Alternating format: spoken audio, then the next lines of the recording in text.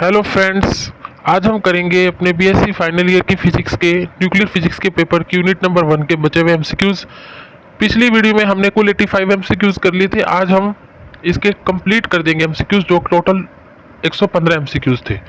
तो इस वीडियो का फर्स्ट एमसीक्यू ये है, फर्स्ट क्वेश्चन ये है, what is the velocity of ions selected by velocity selector in Bainbridge mass spectrograph?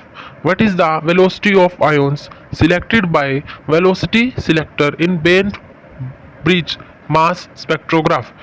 तो क्या है उसकी वेलोसिटी? v इक्वल टू में e बाय b।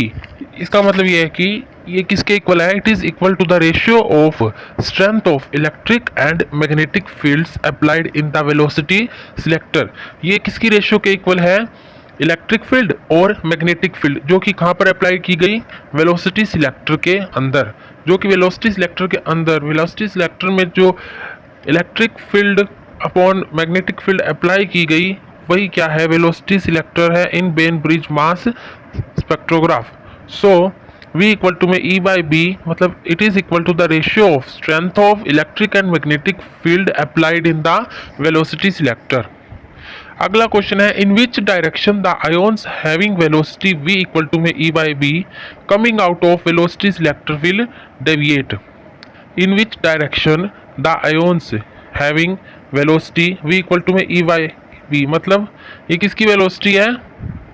ऊपर हमने पढ़ा velocity of ions selected by velocity selector in Bainbridge mass spectrograph. तो in which direction ions having velocity equal to में e by b coming out of velocity selector will deviate? वो कौन सी velocity जो है, किस ion के अंदर जो है ये वेलोसिटी आ रही होती है वेलोसिटी सिलेक्टर से, जो कि डेविएट की जाती है, वो है they will pass undeviated irrespective of their different masses. वो कैसे पास करेंगे? They will pass undeviated irrespective of their different masses. Next question है, in what directions electric and magnetic fields are applied in velocity selector of Bainbridge mass spectrograph? किस direction में electric और magnetic field apply की जाती है velocity selector में? कौन से वेलोसिटी सिलेक्टर में? Bainbridge mass effect spectrograph के। तो आंसर है इसका, electric and magnetic fields are applied perpendicular to each other. जो रेशियो है electric field by magnetic field, वो अप्लाई किस डायरेक्शन में की जाएगी? परपेंडिकुलर बाय में, मतलब in perpendicular direction to each other में। अगला क्वेश्चन है, what information can we have by number of traces on photographic plate in Bainbridge mass spectrograph? हमारे पास किस तरह कौन सी इंफॉर्मेशन है जो कि हमको दी जाती है? किसके द्वारा? Number of traces on photographic plate, जो कि नंबर ऑफ ट्रेस होते हैं फोटोग्राफिक प्लेट पर, और वो फोटोग्राफिक प्लेट किसमें है? बेन ब्रिज मास स्पेक्ट्रोग्राफ में। तो क्या इन्फॉर्मेशन है? Number of traces is equal to, किसके इक्वल होते हैं number of traces? Number of isotopes, number of isotopes contained in element, जो कि कंटेन किए जाते हैं किसी एलिमेंट के अंदर। नंबर ऑफ आइसोटोप्स, जो नंबर ऑफ ट्रेसेस होते हैं वो उसके इक्वल होते हैं। जो हमें इन्फॉर्मेशन मिलती है नंबर ऑफ ट्रेसेस के फॉर्म, इसका मतलब ये है कि हमें क्या मिलते हैं? नंबर ऑफ आइसोटोप्स, जो कि किसी भी एलिमेंट के अंदर कंटेन्ड होते हैं। What does intensities of these traces tell us? इस तरह की ट्रेसेस यानी कि आइसोटोप्स की इंटेंसिटी हमको क्या बताती है? They give an idea about relative abundance of the isotopes. ये हमको आइडिया देती है किसके बारे में? Relative abundance of the isotopes. Next question है, name double focusing, name a double focusing mass spectrograph. उस स्पेक्ट्रोग्राफ का नाम बताइए जो कि डबल फोकस करता है। Bainbridge and Jordan double focusing mass spectrograph, Bainbridge and Jordan, ये कौन से हैं? डबल फोकस के मास स्पेक्ट्रोग्राफ है। अगला क्वेश्चन है, why is it called as double focusing mass spectrograph? इस तरह के स्पेक्ट्रोग्राफ को, जिन बेन ब्रिज है और जॉर्डन है, इस तरह के स्पेक्ट्रोग्राफ को हम डबल फोकसिंग स्पेक्ट्रोग्राफ क्यों कहते हैं? Because this spectrograph provides both direction as well as velocity focusing of ions. Because this spectrograph provides both direction, दोनों डायरेक्शन प्रोवाइड कराते हैं, और क्या प्रोवाइड कराते हैं? Velocity focusing of the ions, ions की वेलोसिटी फोकस भी करवाते हैं। तो अगला क्वेश्चन है, In Bainbridge and Jordan double focusing mass spectrographs, ions having same क्या चीज होती है same charge on electron per mass value are focused at the same point regardless of their velocity और direction. इसका मतलब ये कि इन बेनब्रिज एंड जॉर्डन डबल फोकसिंग मास स्पेक्ट्रोग्राफ्स में जो आयंस के होते हैं उनकी सेम बेनब्रिज की भी और Jordan double focusing mass spectrograph की भी सेम चार्ज ऑन इलेक्ट्रॉन पर मास वैल्यू होती है जो कि फोकस्ड की जाती है at the same point regardless of their velocity और डायरेक्शन के। अगला क्वेश्चन है what is the order of strength of radical electric field maintained between two curved electrodes in double focusing mass spectrograph. What is the order of strength of radical electric field maintained between two curved electrodes in double focusing mass spectrograph? तो इसका answer क्या आएगा, वो कौन सा order है? 1200 volt पर centimetre. ठीक है।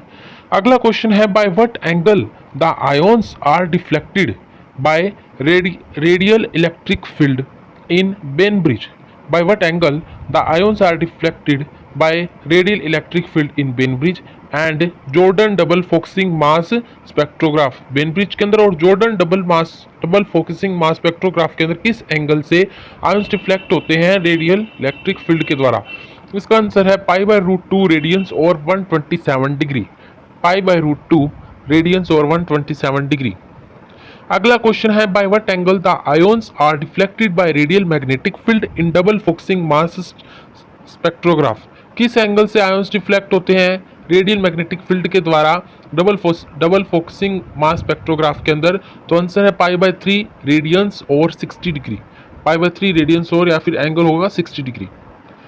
When fast moving electrons are made to strike on a target of high atomic number Z, what kind of rays are produced? जब किसी भी फास्ट मूविंग इलेक्ट्रॉन्स को स्ट्राइक किया जाए किस टारगेट पर हाई एटॉमिक नंबर पर, तो कौन सी रेज प्रोड्यूस होगी? तो आंसर आएगा एक्स रेज। कौन सी? X rays. अगला क्वेश्चन है what is the expression of minimum wavelength of electron in continuous X ray spectrum? हमें एक्सप्रेशन बताना है किसका? मिनिमम वेवलेंथ का, किसकी? इलेक्ट्रॉन की। किसके अंदर? कॉन्टिन्यूस एक्सरे स्पेक्ट्रम के अंदर। तो इसका आंसर है लैम्डा मिनिमम इक्वल टू में किसके इक्वल होगी वो wavelength? 12.42 multiply 10⁻⁻7 upon √v metre. v is accelerating potential. v क्या है यहाँ पर? एक्सेलरेटिंग पोटेंशियल है। और वैल्यू क्या है वेवलेंथ की, मिनिमम वेवलेंथ की? वो है 12.42 मल्टीप्लाई 10⁻⁻7 अपॉन √v। अगला क्वेश्चन है the minimum wavelength of X-rays in continuous spectrum decreases with increase in acceleration potential. ये क्वेश्चन ही पॉइंट है, याद रखिए। The minimum wavelength of X-ray, जो मिनिमम वेवलेंथ होती है एक्सरेज की कॉन्टिन्यूस स्पेक्ट्रम के अंदर डिक्रीज करती है कब? With increase in accelerating potential. जब एक्सेलरेटिंग पोटेंशियल इंक्रीज होता है उसके साथ साथ मिनिमम वेवलेंथ जो है एक्सरे की लैम्डा मिनिमम, वो क्या होती है? कॉन्टिन्यूस स्पेक्ट्रम के अंदर डिक्रीज होती जाती है, मतलब इनवर्स प्रोपोर्शनल में। अगला है whose wavelength is more in characteristic X-rays, जिसकी वेवलेंथ कैरेक्टरिस्टिक एक्सरे में ज़्यादा होती है एक्सरे स्पेक्ट्रम के अंदर? के सीरीज और एल सीरीज। एल सीरीज है के सीरीज है तो है एल सीरीज। एल सीरीज के अंदर, जो एल सीरीज के अंदर वेवलेंथ ज़्यादा होती है कैरेक्टरिस्टिक एक्सरे स्पेक्ट्रम के अंदर। ठीक है। हमारा अगला क्वेश्चन है in L series of characteristic x ray spectrum whose wavelength is more, L lambda और L beta? L series characteristic के अंदर एक्सरे स्पेक्ट्रम के अंदर L series of characteristics x ray spectrum whose wavelength is more, L lambda और L beta? Answer है L lambda की wavelength ज़्यादा होगी एल सीरीज के अंदर एक्सरे स्पेक्ट्रम की। आगे है in K series of characteristic x ray spectrum, X-ray spectrum के सीरीज कैरेक्टरिस्टिक के सीरीज के अंदर किसकी इंटेंसिटी ज़्यादा होगी? इज हाई, के लैम्डा या के अल्फा या के बीटा की? तो आंसर है K alpha. In K series of characteristics x ray spectrum K alpha whose intensity is high, answer है के अल्फा। अगला क्वेश्चन है name the law by which we can determine atomic number and hence nuclear charge. उस law का नाम बताना है जिसमें हम किस चीज़ के द्वारा हम क्या डिटरमाइन कर सकते हैं, एटॉमिक नंबर और उसके बाद न्यूक्लियर चार्ज। आंसर है मोसलेज लॉ, मोसलेज लॉ। अगला क्वेश्चन है how K series originates in characteristic x ray spectrum. किस तरह से के सीरीज ओरिजिनेट होती है एक्सरे स्पेक्ट्रम के अंदर, किसी भी कैरेक्टरिस्टिक एक्सरे स्पेक्ट्रम के अंदर। तो आंसर है when electron jump from some higher orbit to first orbit. जब हायर ऑर्बिट से फर्स्ट ऑर्बिट की तरफ इलेक्ट्रॉन जंप करते हैं तो K shell form n equal to में 1, n इक्वल टू में 2 टू n इक्वल टू में 1 के अल्फा, n इक्वल टू में 3। ये सीरीज बता रहा हूँ। पहले तो है K shell for n equal to में 1, फिर है n इक्वल टू में 2 टू n इक्वल टू में 1 के अल्फा, n इक्वल टू में 3 टू n इक्वल टू में 1 के बीटा, और n इक्वल टू में 4 टू n इक्वल टू में 1 के gamma and so on.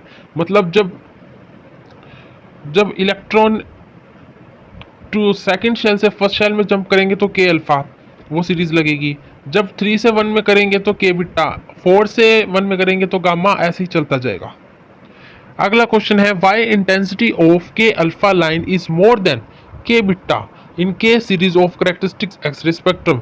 Reason बताना है कि के अल्फा लाइन की इंटेंसिटी ज़्यादा क्यों होती है के बीटा से, किसके अंदर, के सीरीज के अंदर कैरेक्टरिस्टिक्स एक्सरे स्पेक्ट्रम की। तो आंसर है इसका because L shell is closest to K shell. जो एल शेल होती है वो के शेल के बहुत करीब होती है। So chances of jumping of electron from L two के इज मैक्सिमम। इसलिए नज़दीकी होने के कारण एल से के में कूदने के चांस ज़्यादा मैक्सिमम रहते हैं। यही पूछा गया कि इंटेंसिटी के अल्फा की ज़्यादा क्यों होती है, क्योंकि सेकंड शेल फर्स्ट शेल के नज़दीक होगी, इसलिए उसमें इंटेंसिटी बढ़ जाएगी, सॉरी वहाँ पर चांस बढ़ जाएंगे जंप करने की L2 के में। अगला क्वेश्चन है why the wavelength of L series is more than के सीरीज। के सीरीज की जो वेवलेंथ है वो कम क्यों होती है एल सीरीज से, एल सीरीज की ज़्यादा क्यों होती है, because of decrease in energy. Energy के कम होने के कारण, किसकी, ऑफ हायर शेल की एनर्जी के कम होने के कारण जो वेवलेंथ होती है एल सीरीज की वो ज़्यादा होती है किससे, के सीरीज से। ठीक है।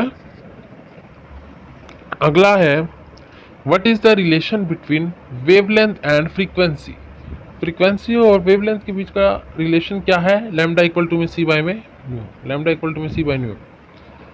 आगे देखिए draw the graph representing Moseley's law. तो पेपर में 4 ग्राफ दिख जाएंगे और उसमें से हमें एक सिलेक्ट करना होगा। तो उसमें से जो आपको स्क्रीन पर दिखाई दे रहा है जिसमें एक्स एक्सिस के दौरान एटॉमिक नंबर को लिया गया है वो ग्राफ हमें टिक मार्क करना होगा जब अगर एमसीक्यू में आ जाए तो। आगे define Moseley's law. Moseley's law की डेफिनेशन पता होनी चाहिए। It states that square root of frequency of characteristics X-ray of the element is proportional to its atomic number z। ये बताता है कि जो स्क्वायर रूट होता है किसकी, स्क्वायर रूट ऑफ फ्रीक्वेंसी का जो स्क्वायर रूट है ऑफ कैरेक्टरिस्टिक एक्सरेज की किसी भी एलिमेंट के, किसके प्रोपोर्शनल टू में होती है, इट्स एटॉमिक नंबर, उसके एटॉमिक नंबर z के। अगला क्वेश्चन है कि mathematical form of Moseley law. तो इसकी मैथमेटिकली फॉर्म क्या है, root nu directly proportional to, क्या बोला, square root of frequency of characteristics एक्स3, मतलब nu root equal directly proportional to z minus में b, और म्यू इक्वल टू में किसके इक्वल टू में हो जाएगी, a मल्टीप्लाई में z माइनस b का होल स्क्वायर। यही बता रखा है मोसले लॉ में, न्यू इक्वल टू में a multiply z minus B का whole square for K alpha lines a equal to में 3/4 RC और r इक्वल टू में r is equal to Rydberg's constant, b is nearly 1। So ये as it is आपको ध्यान रखना पड़ेगा। Formula याद रख लीजिए क्या होता है, अगर रूट की फॉर्म में आ जाए तो फॉर्मूला लगेगा nu root equal directly proportional to z minus B.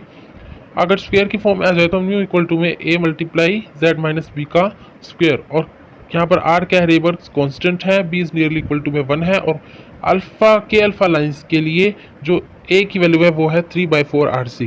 Right, Moseley's law for K alpha lines के लिए मोसलेज लॉ की वैल्यू क्या होगी, न्यू इक्वल टू में a की जगह क्या रखेंगे 3/4 RC और z माइनस b की जगह क्या रखेंगे 1 का whole square, mu equal to में 3/4 RC मल्टीप्लाई z माइनस 1 का होल स्क्वायर। आगे है write Moseley's law in terms of wavelength की टर्म में लिखेंगे तो कैसे लिखेंगे, वेवलेंथ की टर्म में हम फॉर्मूला लिख देंगे, फ्रीक्वेंसी का क्या होता है, सी बाय में लैम्डा इक्वल टू में क्या हो जाएगा, ए माइनस ए मल्टीप्लाई जेड माइनस बी का होल स्क्वायर, या इस फॉर्म में लिख सकते हैं अंडर रूट आ जाए, अंडर रूट सी बाय में लैम्डा इक्वल टू में A multiply Z minus B का whole square root A multiply Z minus B. क्या फॉर्मूला बनेगा रूट की फॉर्म में, root C by lambda equal to में root Z minus B. By which law can we determine the atomic numbers of rare earth elements, ये अगला question है। By which law can we determine the atomic number of rare earth elements, तो इसका answer है Moseley law. कौन सा law, Mosle. आगे है how much energy is carried by an electron, how much energy is carried by an electron, तो rest mass energy carried की जाती है इलेक्ट्रॉन के द्वारा और उसकी वैल्यू है 0.55 MeV मेगा इलेक्ट्रॉन पर वोल्ट, 0.511 मेगा इलेक्ट्रॉन पर volt, mega electron volt. But next question है last question, what is the expression for minimum wavelength of X-rays in continuous spectrum, expression बताना है किसका, मिनिमम वेवलेंथ का, किसकी, X-rays की, किसके अंदर, कॉन्टिन्यूस स्पेक्ट्रम के अंदर। कॉन्टिन्यूस स्पेक्ट्रम के अंदर एक्सरे की मिनिमम वेवलेंथ का एक्सप्रेशन क्या है, लैम्डा मिनिमम इक्वल टू में HC बाय में EV, HC बाय में EV। तो फ्रेंड्स ये थे हमारे यूनिट 1 के सारे MCQs। अभी यूनिट कंप्लीट हो चुकी है, बस बचे होंगे तो इसके कंसेप्चुअल क्वेश्चन बच जाएंगे, वो हम आपको अगले सेक्शन में करवा देंगे, शायद यूनिट 2 के बाद करवाएं। सो फ्रेंड्स आगे के लेक्चर सुनने के लिए अभी हमारा चैनल सब्सक्राइब करें। थैंक यू, एक बार फिर मिलते हैं नए लेक्चर के साथ।